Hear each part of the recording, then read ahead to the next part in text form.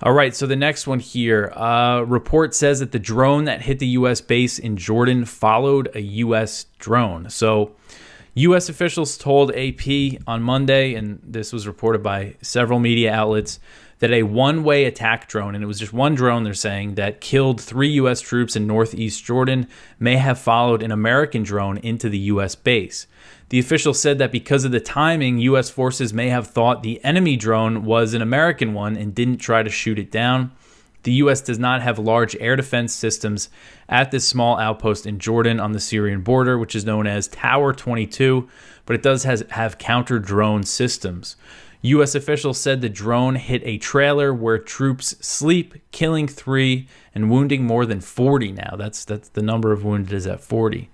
And the 3 slain soldiers were members of the U.S. Army Reserves. They were identified by the Pentagon.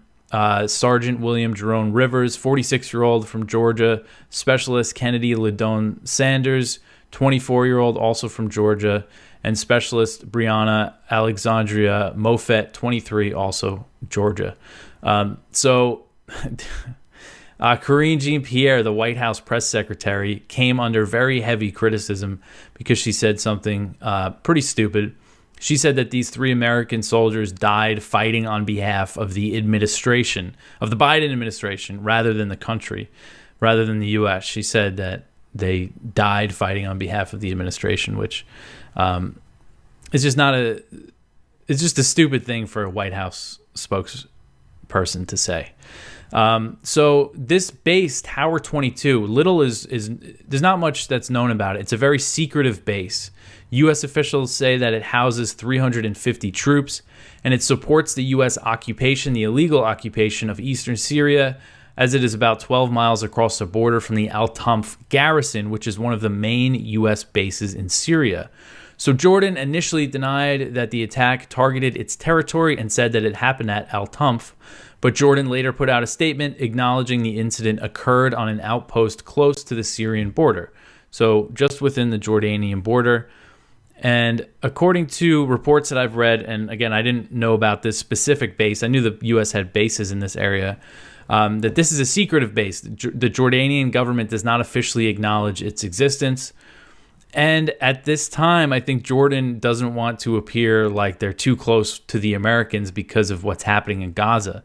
There's these reports that say the U.S. has been supporting Israel from bases in Jordan that Jordan has denied. And Jordan has a huge population of Palestinian refugees, but they are also very close to the U.S., and they have been for a very long time. I looked up the aid that they receive from the U.S. In 2023, they received $1.6 billion in aid from the U.S. That's not just military aid. The breakdown puts the military aid around $500 million, I believe. They got a direct cash transfer, a $770 million cash transfer to the government of Jordan. So, again, I think a lot of people, I got a bunch of comments yesterday saying, no, it actually happened in Syria.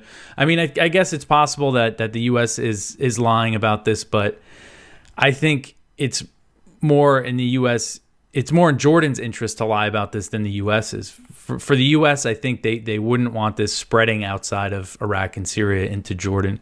The U.S. is shameless about its illegal occupation of Syria.